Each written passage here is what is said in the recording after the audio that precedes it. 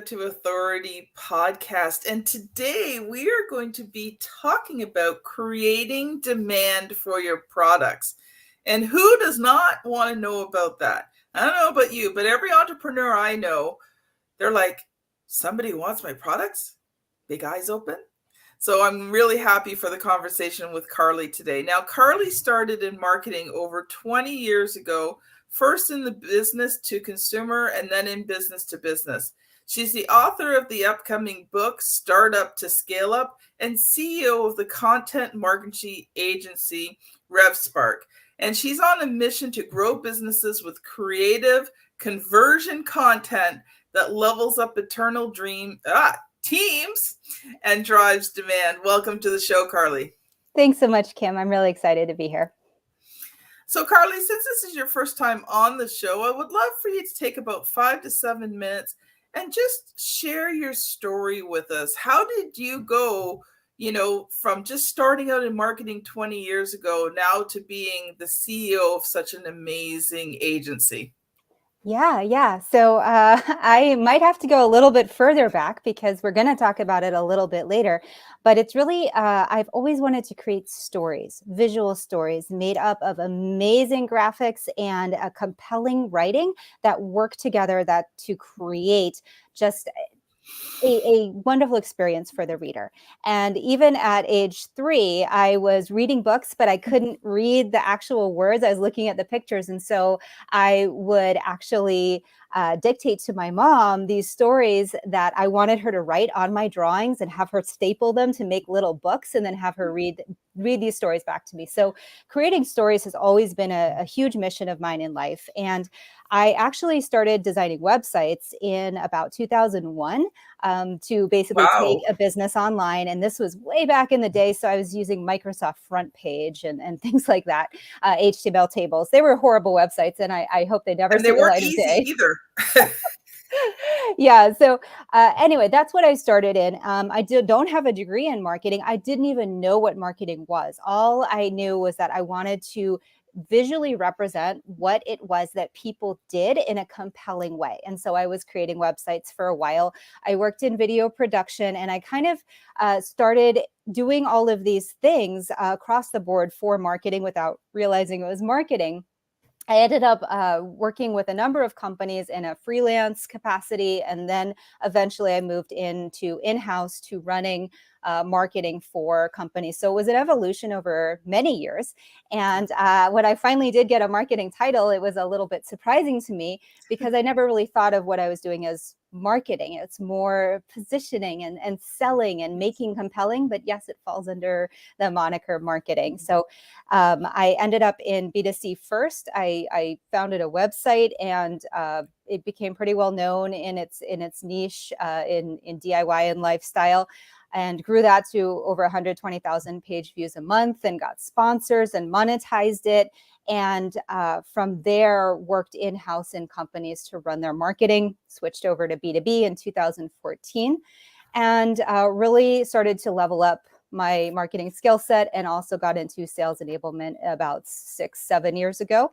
And my specialty really is taking companies from ground zero, getting them off the ground, creating that foundation for scale, and then figuring out what they need at the right time to grow them, to get them to the next level. Because entrepreneurship, as we all know, is kind of a stair step, right? You kind of exist at a certain level, and now you need to grow. It's a big hurdle. You get up to the next step, and then again, you're sort of coasting for a little bit. So that's always been my approach in devising solutions for companies. And that's been the trajectory I've been on up until today. And I branched out on my own about a year and a half ago, founded the company, and it is now RevvSpark, RevvSpark, because we rev up your revenue through compelling visuals and copywriting. Love it. I was very much like you. I was an early reader, loved stories. I remember my dad telling me when I was really little, I always loved music too. So when I was really little, when the commercials would come on, I'd get very upset if anybody talked through my commercials, because most of them back then in the 70s had some sort of jingle or song or story to them. So I wouldn't watch television shows. I would watch commercials. The commercials. Yeah, me too. I would we would record my favorite cartoons, and I always wanted to keep the commercials in there, and I still have those recordings to this day, and sometimes replay them and watch like the old McDonald's jingle when they were recite the whole menu in a song, and you can win $10,000 or something like that. I'll still watch that, and I was like, yeah, I love that thing. It's funny. I still remember some of the songs to commercials that I learned when I was little. I can sing them to you.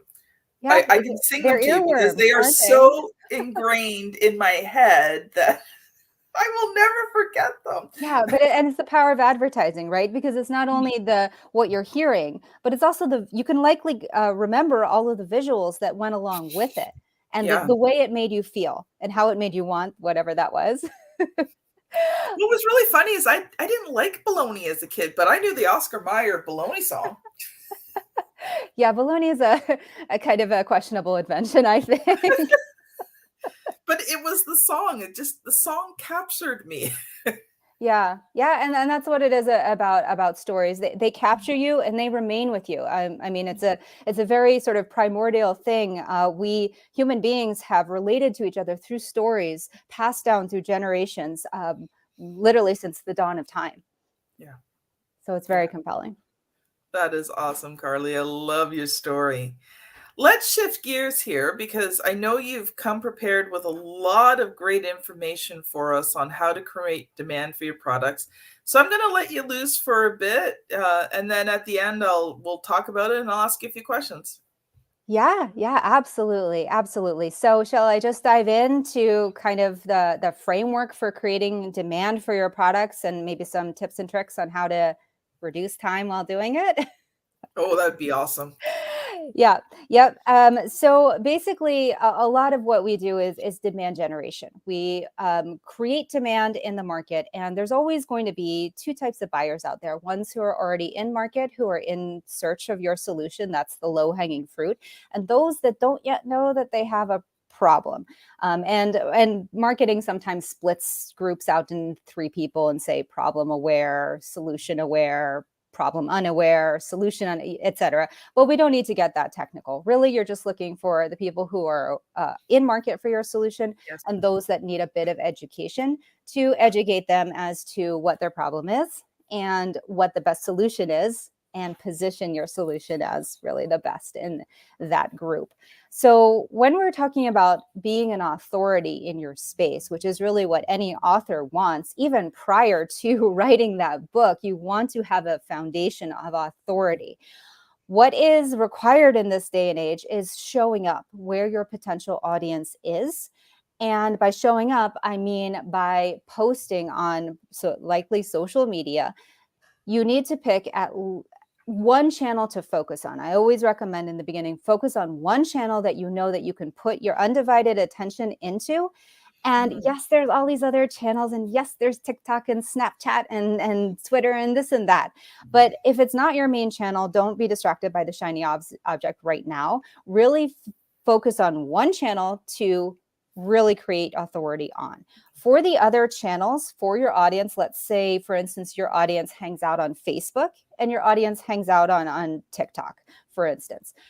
What you'll want to do is, at least on TikTok, make sure that you grab your username ahead of time so that you're just prepping yourself for later when you have enough capacity. But right now, make sure that you have fully filled out your Facebook profile, filled out your Facebook page, make sure that you have the right type of profile, that you are applying to be a business, for instance, and make sure all the information is there. And what I find really helpful when you're starting out is people often think that they know what their audience is searching for, but it's much better to ask somebody, a friend, someone or an acquaintance, anybody who just has maybe 20 minutes, and just ask them, hey, can you go to my Facebook page, for instance, and tell me what you think of it. What should I change? What looks weird to you? What do you want to see that's not there? And this has to be somebody who's going to be helpful and give you some good suggestions, somebody who's a little bit with it. So much as you might love your 70-year-old grandmother, you need to pick somebody who is on Facebook every day and someone who goes to similar pages. So you really want somebody who kind of knows what they might be looking for. Get them to go to your page and give you a little bit of feedback as to what they want to see that isn't there, Yes. and what they saw that kind of confused them. And then get rid of the stuff that confuses them and put the stuff that you want to see, they want to see on the page. I always recommend also going to your competitor pages. You should be an authority in the field. You should know what's out there in terms of, I really want to be like this author. This is a goal for me. And pick 3. Find, usually people when they're writing the book, they do have at least 3 aspirational authors that they read, they follow. So go to their pages, look at what they're like, look at the kind of organization, what they have in their profile photo. Just look at what's on the feed and start to set up your profile the same way that they do. I mean, don't rip anything off, but take a cue from what they do, knowing that they have much bigger established audiences. So what they're doing must be working. Structure your profile like that and get a friend, acquaintance to kind of poke holes in it so that they can find any weak parts in it. Then you need to create content to go onto your page. And now Facebook Meta Business Studio has just recently added in the ability to plan and schedule content, which is really cool. Up until now, we've had to use outside tools to do that. But generating content is something that takes a lot of time for people. And it often is the reason why a lot of entrepreneurs don't establish enough authority in their space before they launch their big product. It just takes so much time. And so what we advise is creating one piece of long form content, like a video, like a podcast episode, something where you are ideally on camera and you're talking, if you feel comfortable with that. Maybe it's a Facebook Live, just something long form.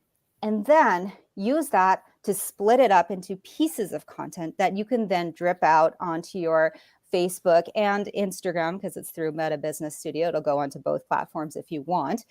You can pepper your content leading up to your launch. And really, that is the goal. Create one long piece so that you only do it like once, and then you can create 30 days of content from that. And what is really important in that is making sure that you have a process for this so that you can do it over and over again and again, and that you can give it to somebody else to do all of the cutting work and all of the transcription and all of the getting everything ready and queuing it up and that. You don't want to be doing that stuff on a permanent basis. You probably want to do it once to understand how to do it so that you can direct other people, and then you hand it off. So our process is really that three levels. One is creating that source content. Two is utilizing technology to split it up. We recommend various tech like Banner Bear, Clip Scribe, Okoya, Writer, Chat GPT, a lot of these AI copywriting generating tools. And recently Ad Creative.ai is kind of a cool one. It's AI driven creative that is actually it actually creates the images, the graphics for you. So we use a lot of hacks to create the content from that source piece. And then the third step is your content repurposing SOP. And that is the step-by-step for cutting up that piece of long content into your pieces. And those are the 3 main elements to successfully becoming an authority. And you become an authority through frequency, repetition, and getting your message out there over and over. And the only way you can do that is with a lot of content, but you can do it with just one long video cut up into pieces, and then you also can post the whole long video too. And so to help people with this, we've actually created a step-by-step for that. It's called Become a Content Machine, the conversion content system. And we're actually giving it as a download for everybody who listens to this podcast. So if you go to RevvSpark.com/author, you'll find it there, and you can download it and you can just follow the instructions, and you can create your own 30-day pieces of content from a single longer video.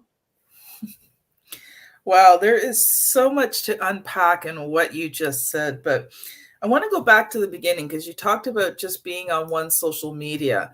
I actually made the decision later last year that I was just going to focus on one because I could not do them all on my own. And I was getting frustrated because I wasn't getting any consistency, which leads to number two. And if you've been listening to the podcast, you already know this, but my word for 2023 is consistency. So for me, where I chose was LinkedIn. That's where I felt like I really should place my focus. And so I've been doing pretty good. Like I made a commitment to post every day. I'm now up to posting twice a day, one long form article a week, which I put into I make a video out of, I do a poll on, I do like an infographic. So I take it and I break it down. Obviously, I've got the podcast. So the podcast is always being promoted on LinkedIn. And if you're listening to this, I haven't mentioned this in a while, but right now we are actually recording these episodes on LinkedIn Live. So if you want to see the episodes a couple of months before everybody else does, friend request me on LinkedIn. I'm very easy to find. Word Ninja Kim. And if you friend request me, I will accept you, and you can then participate in these lives. And just another way of getting out consistent content on the LinkedIn platform. So I'd love to hear your thoughts. You talked about Facebook, but I'd love to hear some thoughts on LinkedIn since that's where I'm kind of focusing in on right now. Yeah, absolutely. And for anyone out there who's listening who isn't following Kim, you really should, because she provides so many great tips and tricks about becoming that authority in your space. And so you really, really hit her up on LinkedIn, follow her, and make sure you are up and receiving her posts on that. So tips and tricks for LinkedIn. LinkedIn is an interesting beast. It recently, based on algorithm changes, it's we have kind of a list of things that we do when we also ghostwrite for CEOs and authorities who want to get their stuff out on LinkedIn more. And we find that interaction, as always on LinkedIn, is really, really key. And we find that there's actually a window of interaction where the algorithm is going to boost your posts more than if you interact later. So one key is that prior to posting, or when your post goes live, is to be there about 10 minutes before and make sure that you are liking other people's posts in your feed. And by liking, I don't mean just like thumbs upping. Apparently, the algorithm actually weights the other reactions higher than just a thumbs up. So choose a different reaction than just a thumbs up and leave a helpful comment, not just great post, but something that actually is a little bit deeper, or ideally that is a question that the person has to answer. And that interaction will help boost your comment on their post, and also get people who are reading the comments to come over to your posts and check you out and give you a follow. So I find that 10 minutes before and then the window 10 minutes after is a really good time to just up your activity level on LinkedIn. Mm-hmm. And you always want to have your list of people that are authorities in your space that have a large reach that you want to be interacting with. So having a list and having their profiles saved. There are apps that can do it. You can do it manually, and just going to those profiles during that 20-minute window.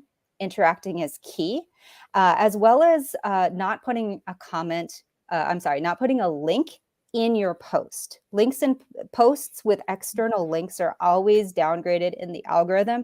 And so it's best to put it as a comment on your post, but not within the first hour.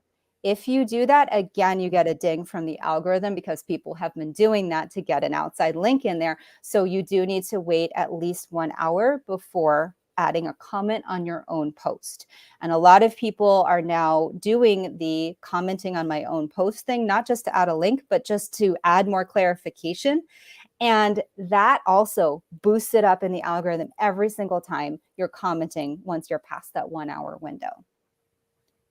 Now, the first part I knew about because I study LinkedIn, but that second part I did not know about. So that's pretty cool. So now I've got a new little thing to add into my LinkedIn strategy. Thank you so much, Carly. Yeah, absolutely. Just, I mean, we've tested it and we see just better performance when you wait at least an hour before adding your link in there. I mean, if people go to it and they need a link, they will comment and ask, and then you respond, and that's fine. But yeah, don't give the farm away all at once. So I wanted to talk a little bit about, the long form content.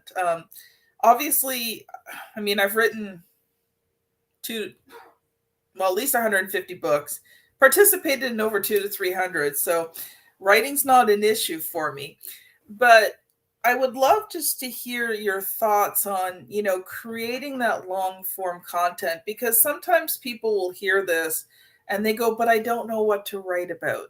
Do you have any suggestions on, maybe ways that they could generate ideas, so that they can, I like to create a content calendar myself, just so I have an idea. I've already got 52 articles mapped out for 2023.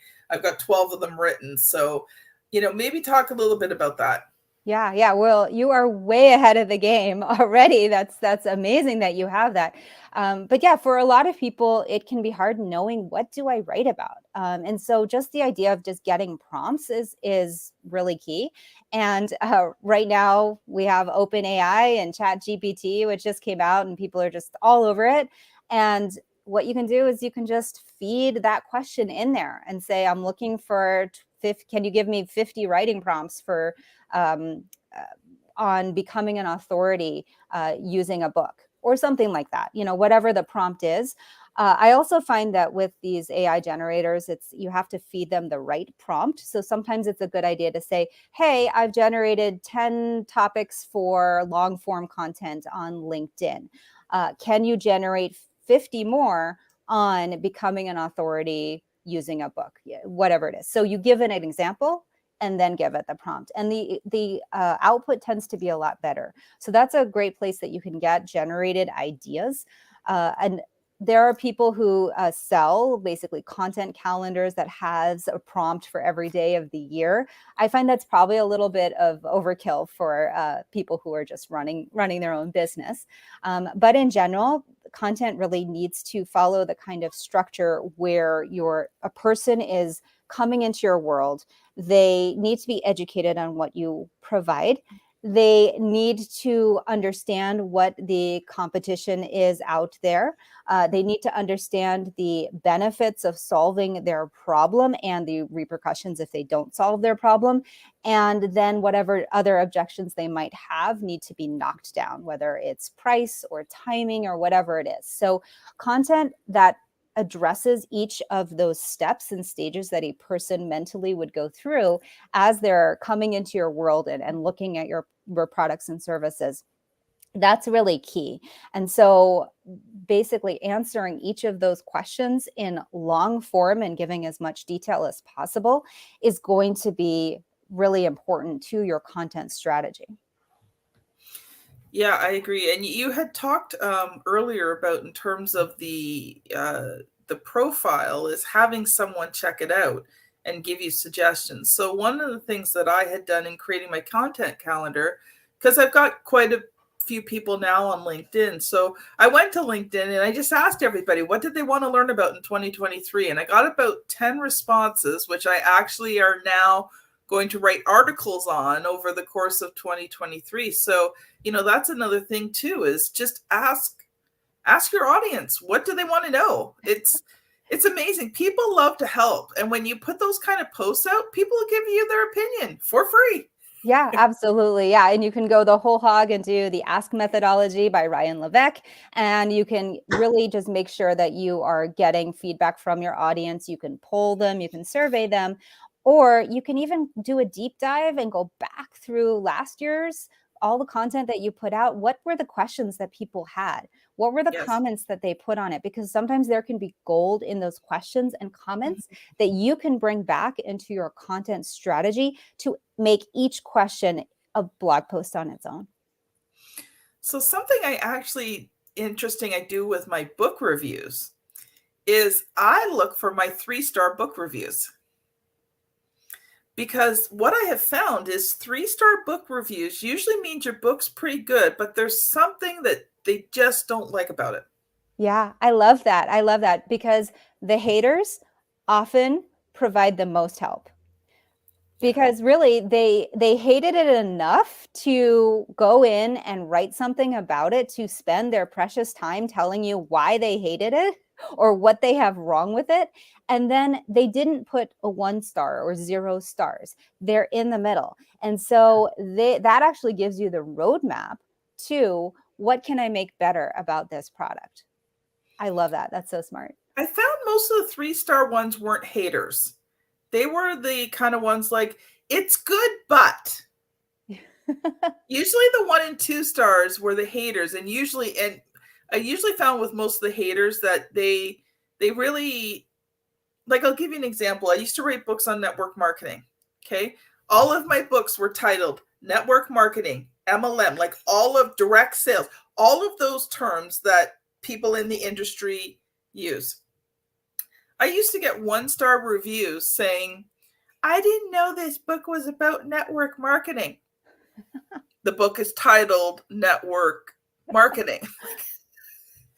But you know what I found too, and this is just something that maybe people need to be aware of, is sometimes, when it comes to reviews or things like that, sometimes your competition will leave you bad reviews. Mm-hmm. Because they, to me, that's not ethical. I never do it. But I have seen it done where, and you can usually tell by the way they word things that, this isn't a real review. But sometimes that's out there. And I think that's just something to be aware of, when you're getting into that authority space, is that there are times when people are going to be jealous. And there are times that, you might get comments on what you write that you think, where the heck did that come from, right? But I think that's just important to know that it happens. And, what I found the best way to deal with it is I just don't. Yeah. I don't respond. Yeah. I mean, putting yourself out there, you're going to attract attention. And with attention, there will always be some negative attention. And really, I found the best way to deal with that is to let go of the need to be liked. Let go of the need to get the haters to come over onto your side and really see your point of view and get it. You don't have time for that. Work with the people who love you, right? Yeah. Speak to the people who love you. Speak to the people who want to support you and want you to get better. And those are the 3-star reviews. And with books, it's a little bit different than with software or services, which we work with a lot with. Because if someone goes online and gives your software or service a 1-star review, they cared enough to complain. And so there's some really good nuggets in there on how to improve your software or service. Books, a little bit different because you often get people saying things like, I didn't understand that this or this or this. But at least in the software and services, we find a lot of great information in the negative reviews. But we're still not trying to win those people over. Those people are, they're already turned off. They're not interested. We now need to move on and do better for the next group. Yeah, I find in that situation, it's best to address those reviews. If there's an apology needed, you apologize, you try to make it better if you can, but you also recognize that most of those people aren't coming back. But what I found was, when I check out reviews on those kinds of things, if I see the company responding and I see them responding, where they're going to try and fix it, or they try to do something for the person, then I'm more than likely to go with the company. But if I go check reviews and there's a bunch of 1-star reviews, there's no reply, there's no response, I'm kind of like, do I really want to work with this company? Yeah, 100%, right? You do need to deal with the negative reviews that deserve a response, but some people just want to spew negativity and are just angry people. And so you do have to kind of weed those out because they don't deserve your time and they will suck your energy and life force from you if you let them. Most definitely. So, Carly, do you have, as we wrap up here, because you already talked about your free offer, do you have one last piece of advice before we close down for today? Don't be overwhelmed. The Mm-hmm. path to becoming an authority needs to be done with the long view. You're in it for the marathon, not for Yes. the sprint. You are going to be running a hurdle race, but it is a marathon. So if you can't create 30 days of content from a single piece this week or next week, it's not something to beat yourself up about. It's something to just drip, drip, drip on. Do what you can to get up to the level of scale. And the only way you will get to scale is creating a process, a set process that you stick to over time. So don't be overwhelmed today, because every journey starts with that first step. Thank you so much, Carly. This has been Kim and Carly on the Author to Authority podcast. Thank you so much for listening. And can I ask a favor of you? If you've been listening to this today and you've enjoyed it, can you share it out? Come on LinkedIn, find me, tag me, post about the show. Sometimes I love interviewing the guests, but sometimes it's a little lonely when you're podcasting, because you're never sure if what you're doing is having an impact. So if you like the show, would you come and tell me? Just once. I'd love to hear from you. Anyway, thank you so much for listening, and we'll see you on the very next episode. Bye now.